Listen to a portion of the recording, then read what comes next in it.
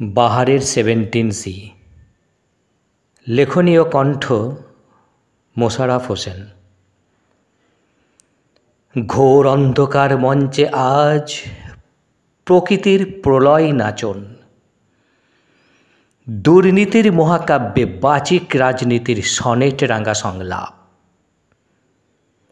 গণতন্ত্রের মহাযজ্ঞে নিঃশেষিত জ্বালানির যোগান, বঞ্চিতদের তাজা রক্ত। ইভিএমের সুরেলা স্বরে সঙ্গত করে বাস্তুচ্যুত প্রসূতির নির্ভেজাল কান্না। আধখেকো বাঁধের ধারে উলঙ্গ শিশুটির হাতে ধরা বাটিতে জল জল করছে স্বতন্ত্র নির্বাচনী চিহ্ন। দেয়াল চাপা নিথর মায়ের কপাল ফেটে চুইয়ে পড়ে অমোচনীয় কালি।